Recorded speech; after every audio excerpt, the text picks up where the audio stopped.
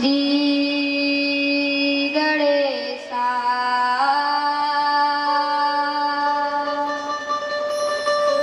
नमः।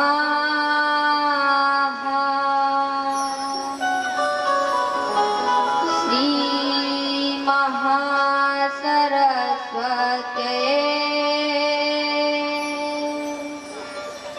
नमः।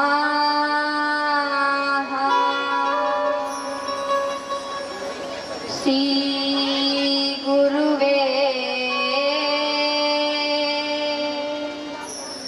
नमः।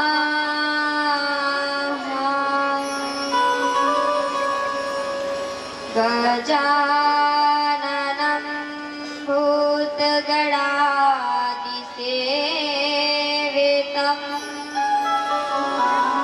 कपितजम्बूफलचारुभक्षणं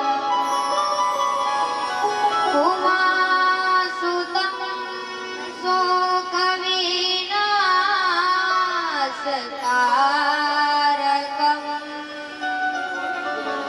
नमामि विघ्नेश्वरपादपङ्कजम्। कर्पूरगौरं करुणावतारं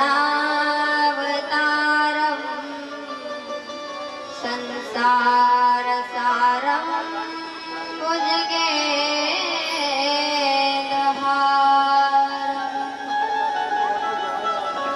सदा वसन्तं हृदयारविन्दे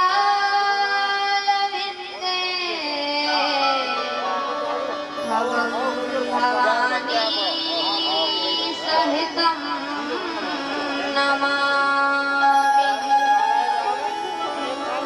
जडचेतन जगजीवजत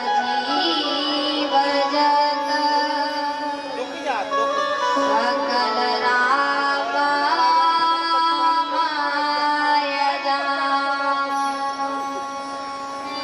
वन्दौ सबके पदा कमला सदा जोरे जोगपाल। हे मदनुज नरनागखल प्रेतपितर गन्धर्व वन्दौ किन्नर राजा निचरा प्रभाकरहो अवसर। भक्ति भक्त भगवन्त गुरु चतुर नाम बापुए तिनके पद वंदना करो नासत विघ्नानि।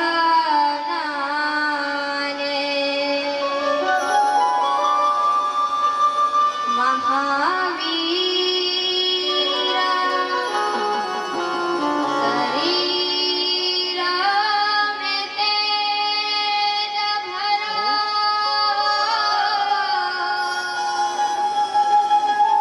मन संयमवधि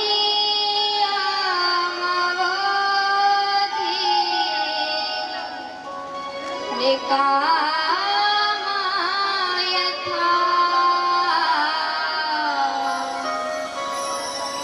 निर्भय विचरो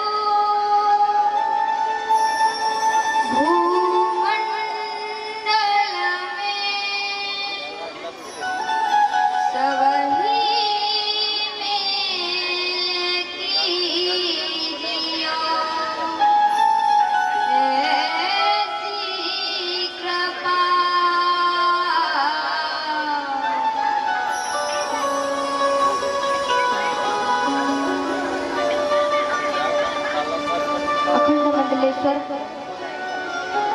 कारण कर्मा वर्णाले भक्त वांछित कल्पतरु श्री तड़ंद तड़ंद पीताम्बरधारी श्री बाल कृष्ण लाल की वागे में प्रतिमूर्ति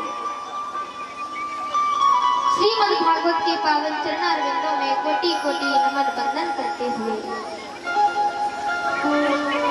इस कथा के अनन्य रसिया श्री रंग बलवंत हनुमंत लाल जी महाराज के पावन चरणारविंदों में कोटि कोटि नमन वंदन करते हुए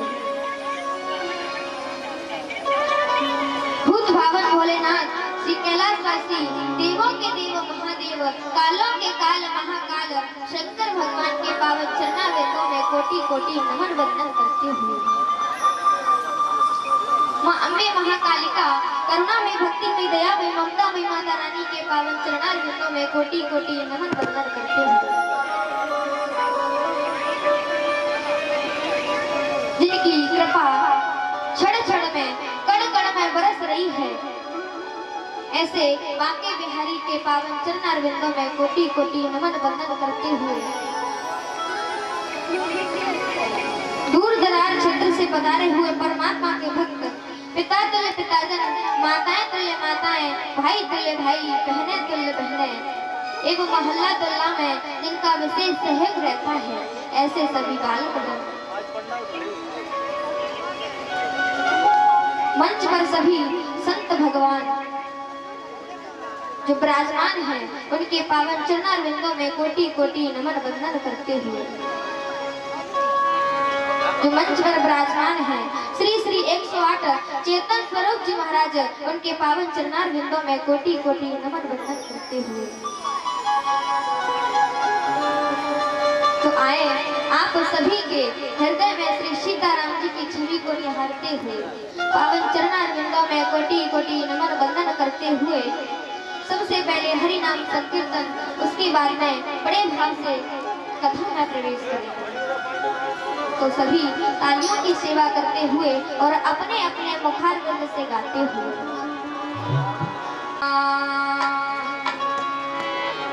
जय राम जय जय राम जय जय जय हनुमान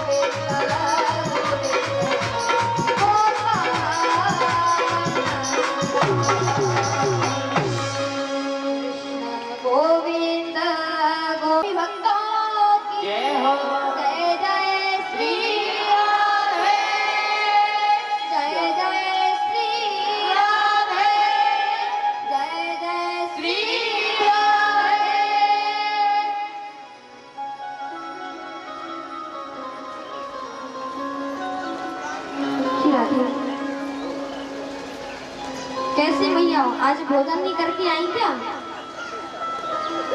नहीं करके आई? तो आपकी तो आज भी आवाज नहीं निकल रही। हाँ, कल तो ठीक है, कल कलश यात्रा थी, लेकिन आज तो करके आई होगी ना सब? सभी करके आई आज तो, फिर भी तो आवाज नहीं निकल रही।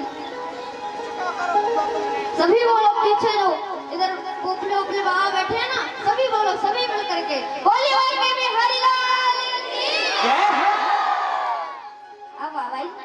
अब आई आवाज।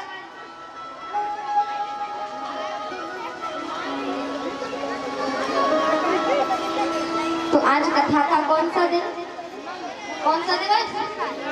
दूसरा।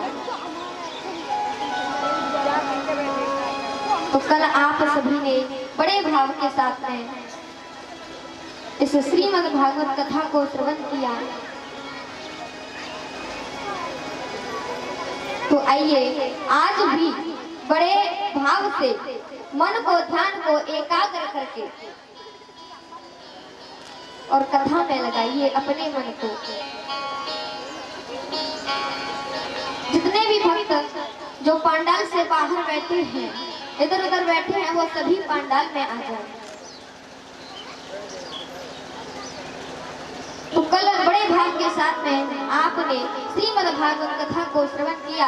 आज भी आप मन को, ध्यान को एकाग्र करके कथा में लगाएं। आप इस कथा पंडाल में बैठ करके ज्ञानमयी गंगा में डुबकियां लगा रहे हैं, ओतप्रोत हो रहे हैं और अपने जीवन का लाभ उठा रहे हैं। ये सब कृपा मेरे बांके बिहारी की है। सब ये कृपा मेरे बांके बिहारी की है, क्योंकि महाराज हम तो एक कठपुतली है, एक मूर्ति है। और महाराज जो कठपुतली होती है ना, उसे कोई नचाने वाला कोई और ही होता है। ठीक इसी प्रकार हम तो एक कठपुतली हैं और हमें नचाने वाला कोई और ही है। हमें नचाने वाला वो बांके बिहारी है।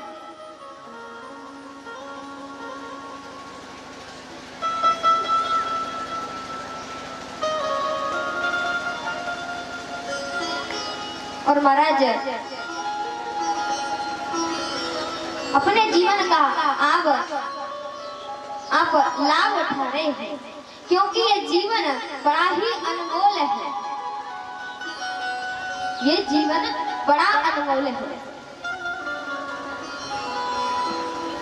इस संसार में हम न कुछ लेकर के आते हैं, न कुछ लेकर के जाते हैं। ये राम का नाम जो कि यहाँ पर आप बैठ करके ले रहे हो, यही साथ में जाता है और कुछ नहीं जाता। सबसे बड़ा महाराज राम का नाम होता है, सबसे बड़ा। और अंत में महाराज यही काम आता है। जब हमारी मृत्यु होती है ना, जब हमारे प्राण इस शरीर को छोड़ देते हैं, तो महाराज अंत समय में हमारे मुखारविंद से उस परम पिता परमात्मा का नाम नहीं निकलता है।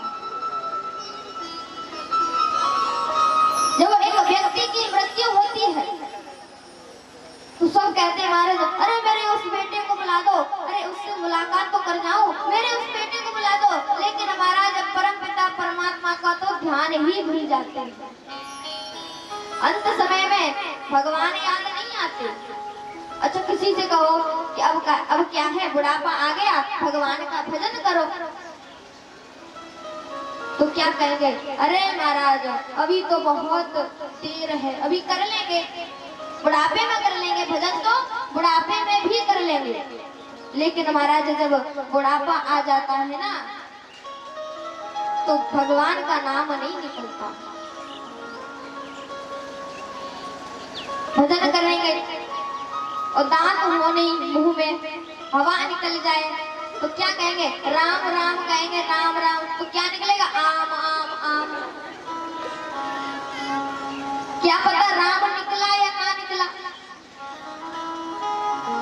तो इसीलिए कह रहे हैं कि आप सभी अपने जीवन का लाभ उठा रहे हैं। अंत समय में कुछ साथ नहीं जाता।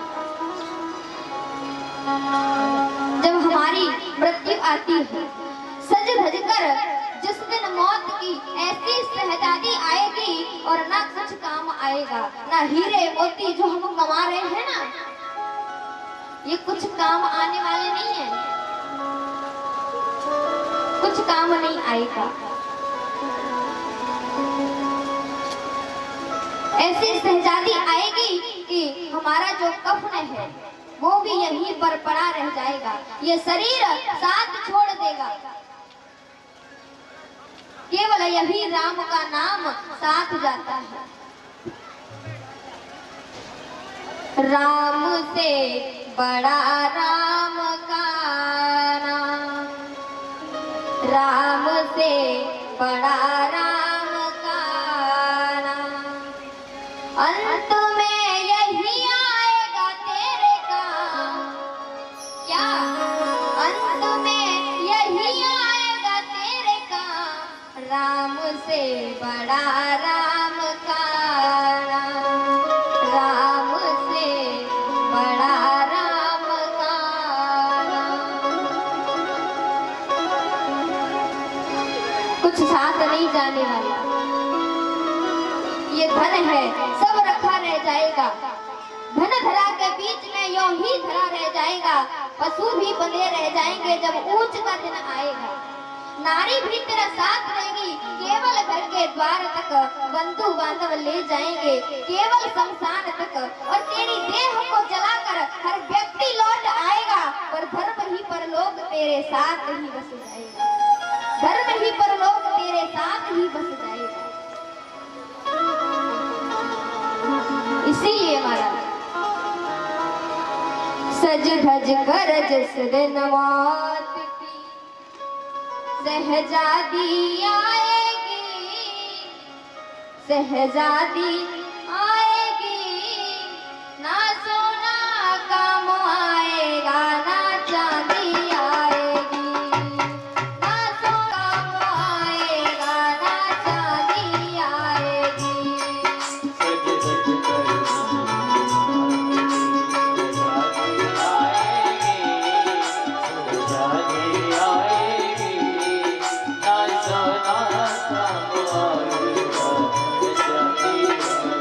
हरि बोल।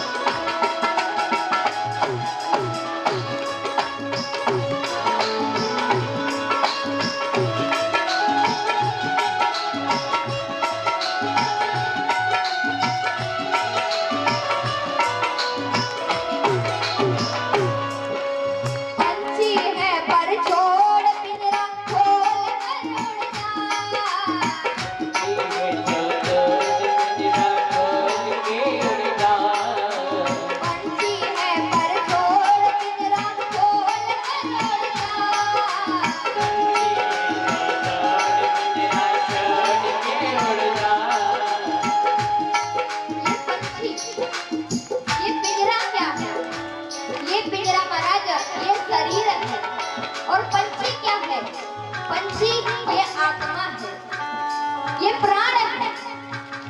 तो महाराज कोई पता नहीं है इस पिंजरे को, इस पिंजरे में से कब पंछी निकल जाए, कोई पता नहीं। पंछी है पर छोड़ पिंजरा खोल कर उड़ जा,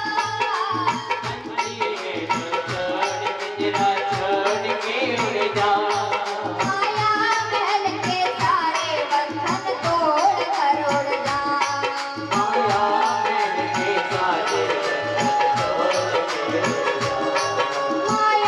महल के सारे बंधन तोड़ कर उड़ जा। धड़कनों में, ये दिल की धड़कनों में,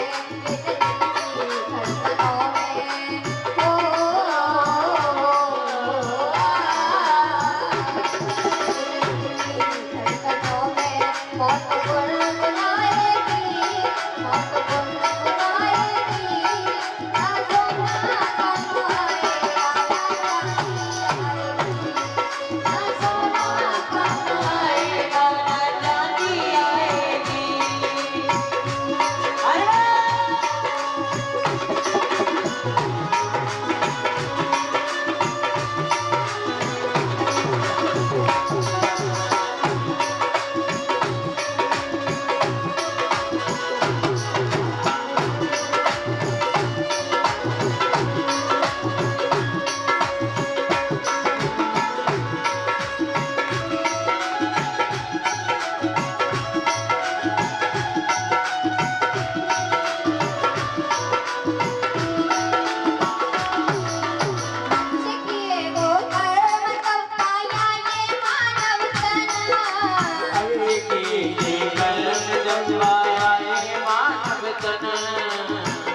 किए वो कर्म तब पाया ये मानव तन, अच्छे किए वो कर्म तब पाया ये मानव तन।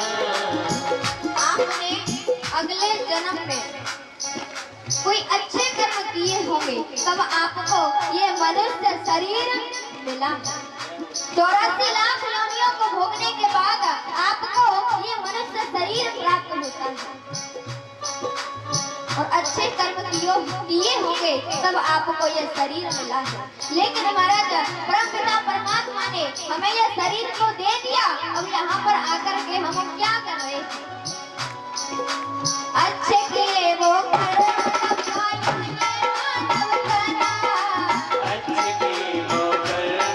पाया ये मानव तन, अब पाप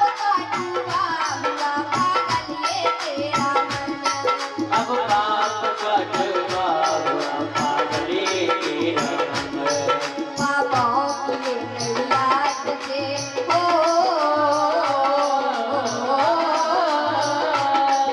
महाराज जब पाप बढ़ जाते हैं ना, जब पापों का घड़ा भर जाता है तो वो एक ना एक दिन तो टूटता ही है।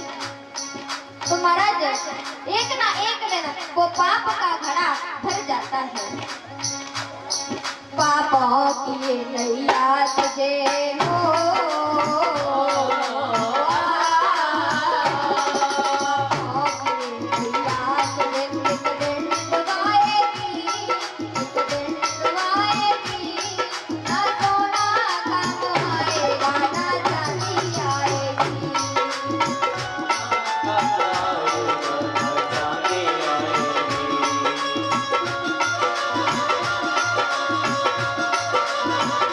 राधे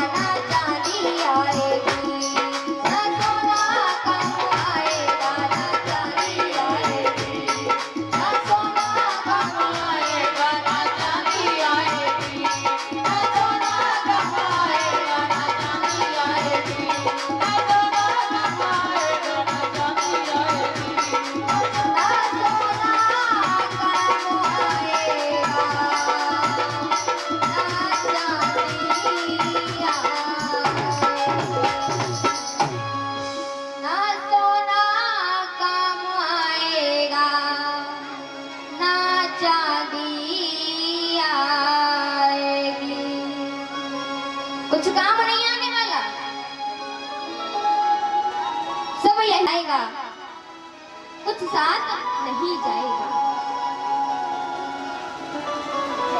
और जब हमारी मृत्यु हो जाती है ना, तो हमने सभी के साथ में यदि अच्छे कर्म किए हैं, अच्छे कर्म किए हैं, तो महाराज गांव वाले क्या कहेंगे? अरे महाराज बहुत अच्छा था, बहुत अच्छा था, बेचारा चला गया। अरे शाम को तो उससे मेरी बात ही हुई।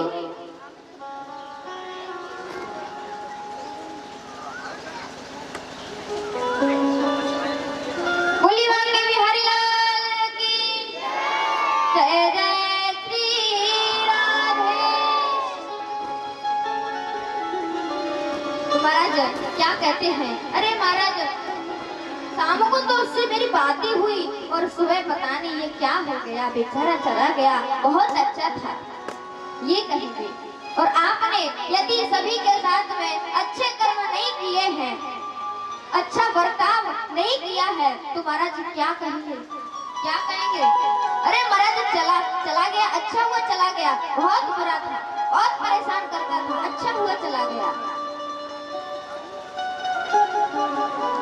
और जब शमशान भूमि लेकर जाते हैं ना, चार बड़ाई करते हैं, चार बड़ाई करते हैं। हाँ, कोई कुछ कहता है, कोई कुछ कहता है।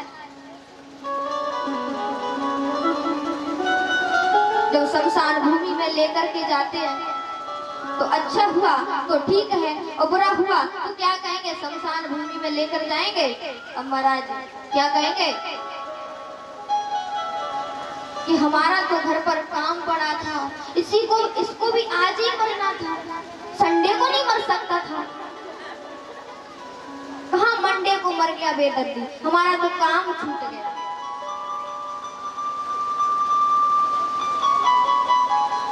ऐसे बोलते हैं। ऐसी महाराज एक व्यक्ति को शमशान भूमि लेकर जा रहे थे, शमशान भूमि में लेकर जा रहे थे और बोलते जा रहे थे, राम नाम सत्य है, सत्य बोलो मुक्त है। शंकर भगवान ने देखा कि महाराज ये तो अपनी पार्टी के लोग हैं। शंकर भगवान के इष्ट कौन है? कौन है? श्री राम।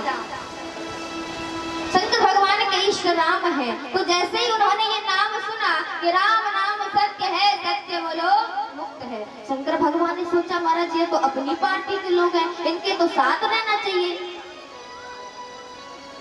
तो उन्हीं के पीछे पीछे चल दिए, उन्हीं के पीछे पीछे जा रहे हैं। शमशान भूमि में पहुंच गए, चिता जलाई महाराज, सभी बैठ गए। अब बैठ करके महाराज सभी बातचीत करने लगे, बातचीत करने लगे। तो एक बोला, महाराज तुम्हें इसकी मरने की खबर कब मिली? वो बोला, अरे मुझे तो पता नहीं, मैं तो काम कर रहा था, मुझे कुछ नहीं पता। बोले अच्छा। एक बोला, अरे महाराज हमारा तो मकान बन रहा है और वहां पर कारीगर लगे होंगे और हम यहाँ पर पड़े हैं। एक ने तो महाराज हदी कर दी। वो बोला, अरे महाराज हमारी तो दुकान है और वहां पर सभी आ रहे होंगे और हम यहाँ पर पड़े हैं। शंकर भगवान ने सोचा ये कह क्या रही है? अरे महाराज ये तो सब दल बदलू है। उन्होंने क्या किया, जैसे ही उस मुर्दे व्यक्ति को देखा तो तब तक वह जल करके राख हो चुका था। शंकर भगवान ने सोचा कोई बात नहीं, तुम्हारी चिता जल गई, कोई बात नहीं, तुम राख हो गए, कोई बात नहीं, लेकिन तुम्हारे कारण मेरे प्रभु का नाम लिया गया है। राम नाम सत्य है, सत्य बोलो मुक्त है। तुम्हारे कारण मेरे राम का नाम लिया गया है, तुम नहीं हो तो कोई बात नहीं। शंकर भगवान ने उसके जो शरीर की भस्म थी, राख थी, वही अपने शरीर से लपेट लिया।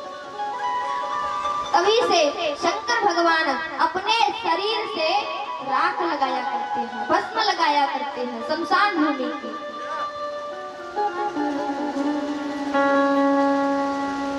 तो महाराज, यदि हमने अच्छे कर्म किए हैं तो अच्छा फल मिलेगा, और यदि हमने बुरे कर्म किए हैं तो उसका फल तो महाराज भोगना ही पड़ेगा।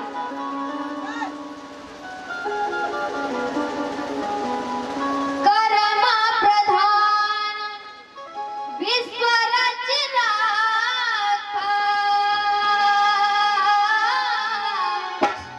जो जस करहि सो तस फल चाखा। राम सिया राम, सिया राम जय जय राम, राम सिया राम, सिया राम जय जय राम।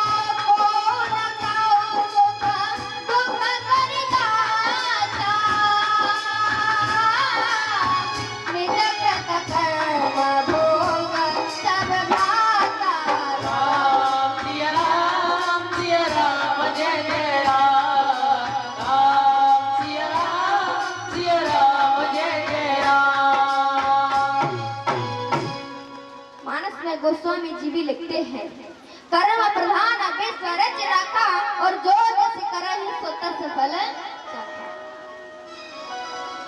जो जैसा कर्म करेगा उसे वैसा ही फल प्राप्त होगा। और महाराज, कोई किसी को सुख दुख देता नहीं है, सब अपने अपने कर्म के अनुसार भोगते हैं।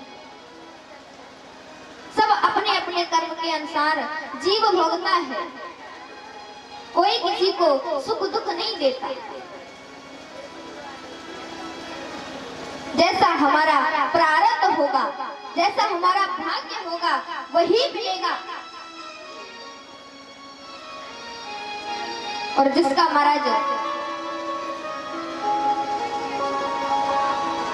जिसने जो बुरा कर्म किया है, फल तो महाराज उसी को मिलेगा, उसी को भोगना पड़ेगा। जैसे एक व्यक्ति था, ध्यान दीजिए सभी, एक व्यक्ति था और वो मार्ग में जा रहा था। उसे एक वृक्ष दिखाई दिया, उसे एक वृक्ष दिखाई दिया। उस वृक्ष पर बहुत सुंदर सुंदर फल लगे हुए थे। मैया ध्यान दे रही है ना? ध्यान दे रही है कि नहीं, कि शरबत पीने लगी है? ध्यान दीजिए कथा पर। बोली मां के भी हरिलाल की जय हो। तो महाराज, उसे एक वृक्ष दिखाई दिया और उस वृक्ष पर बहुत सुंदर सुंदर फल लगे हुए थे। अब आप एक बात बताओ, फल देखा किसने? फल देखा किसने? जोर से बोलो, आवाज नहीं आ रही है। देखो मैया तो बिल्कुल ध्यान ही नहीं दे रही, शरबत पीने में लगी है।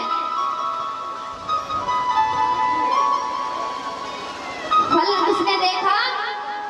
आंखों ने। फल देखा आंखों ने, और चलकर कौन गए? पैर। चलकर पैर गए। फल देखा आंखों ने, चलकर पैर गए, और फल तोड़ा हाथ ने। फल तोड़ा हाथ ने, और चखा जिब्या ने। किसने चखा? जिब्या ने। और आश्चर्य तो ये कि जिसने चखा उसने रखा नहीं। रखा किसने? किसने रखा? रखा पेट ने। फल देखा आंख ने, चलकर पैर गए, तोड़ा हाथ अब इतने में महाराज माली का जो बगीचे का माली था ना, वो दौड़ा दौड़ा आया डंडा लेकर के आया और 2-4 डंडे उसकी पीठ में जमा दिए। अब महाराज फल देखा आंख ने, चलकर पैर गए, तोड़ा हाथ ने, चखा जिब्या ने, रखा पेट ने, और महाराज पीठ पिट गई। पीठ ना लेने में और देने में, ना लेने में ना देने में, फालतू में पीठ पिट गई। अच्छा आप विचार कीजिए, जब पीठ पिटी तो आंसू कहां से निकले? जोर से बोलो। आंख से। और फल देखा किसने था? आंख ने। तो महाराज जैसा जिसका कर्म होगा वैसा ही फल प्राप्त होगा, जैसा जिसका प्रारब्ध होगा फल उसी को मिलेगा। बोलिए मां के हरिलाल की जय हो जय जय श्री राधे।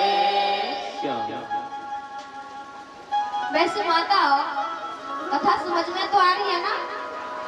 आ रही है कि नहीं?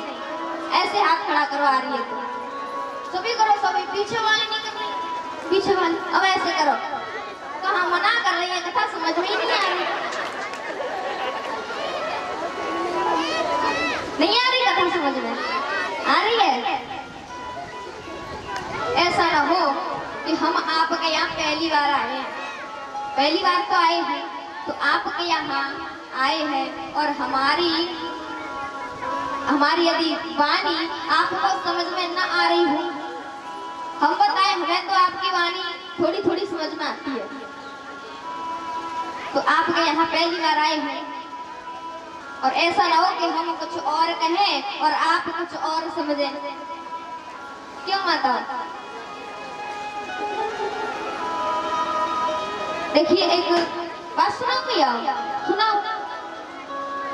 देखिए एक लड़की थी, ध्यान दीजिएगा, एक लड़की थी और वो महाराज बहुत पढ़ी लिखी थी, बहुत पढ़ी लिखी थी, लेकिन उसकी शादी एक अनपढ़ लड़के के साथ में हो गई। बहुत अनपढ़ था, उसके साथ में उसकी शादी हो गई। तो महाराज हमारे देश की जो बहनाएं होती है ना, तो वो क्या करती हैं, पति कैसा भी हो लेकिन मायके में जाकर के उसकी क्या करेंगे, क्या करेंगे, मायके में जाकर के अपनी सहेलियों से उसकी प्रशंसा कर रखेंगे। कहीं मेरा पति ऐसा है, मेरा पति ऐसा है, चाहे कैसा भी है। तो महाराज उसने अपने मायके में अपने पति की बहुत प्रशंसा कर रखी थी। तो एक बार क्या हुआ, उसका पति यानी उसका पति जो था वो अपनी ससुराल गया, ससुराल गया। अब अनपढ़ तो था ही, तो जब ससुराल गया तो उसने अपने सबसे छोटे वाले साले को बुलाया, सबसे छोटे वाले साले को बुलाया और कहा कि आप 27 की बीड़ी ले आओ, बीड़ी 27 की बीड़ी ले आओ। 27 रुपए आप निकाल करके दे दिए।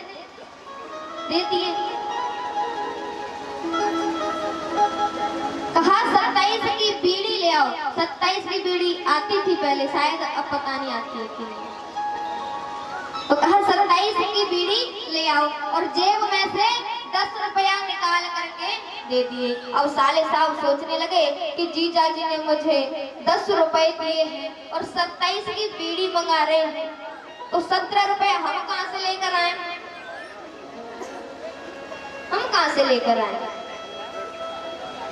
वो अपनी मां के पास में पहुंचा। पहले ना अम्मा बोलते थे, तो उसकी माँ बोली बेटा क्या हुआ? बोले देख अम्मा, जीजा जी ने मुझे 10 रुपए दिए हैं और कहा है 27 की बीड़ी ले आओ, और तू ही बता 17 रुपया हम कहाँ से लेकर आए। लेकिन महाराज वो मैया भी समझ नहीं पाई।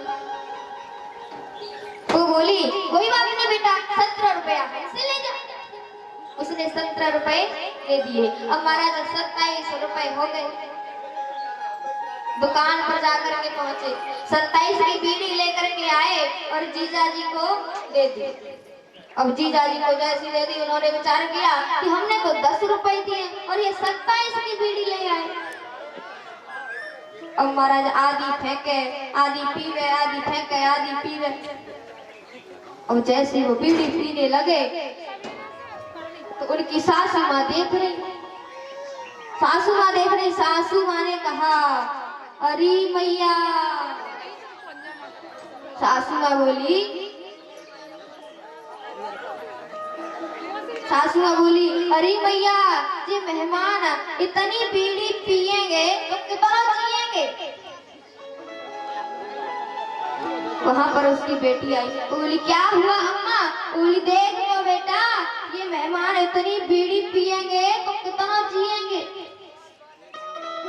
और महाराज वो भी समझ नहीं पाई। जो अनपढ़ जो लड़की थी ना, पढ़ी लिखी, वो भी समझ नहीं पाई।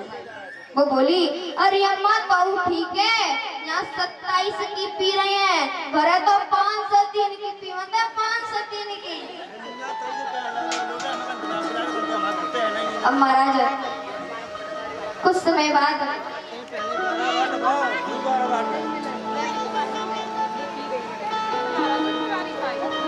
बाद महाराज भोजन बन गया।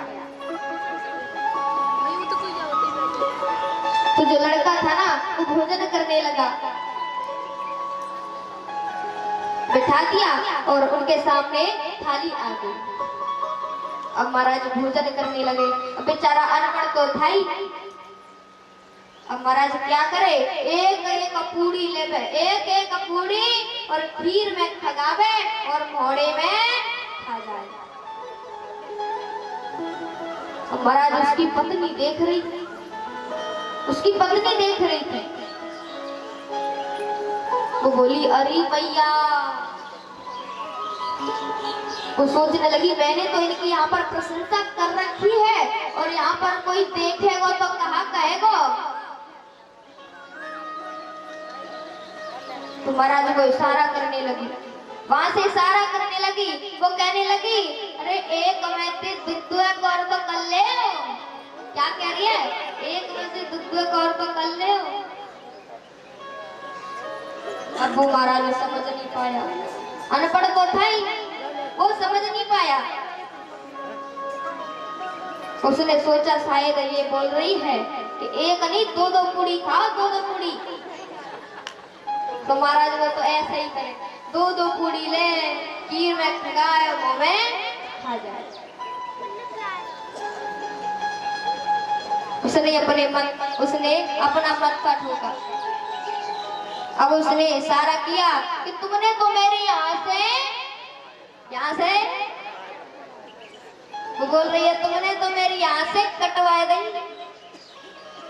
अब वो महाराज सोचने लगा शायद ये कह रही है कि दो दो पूड़ी ले और खीर में खगाए और नाक पे छिमाए फिर मुंह में खा जाए।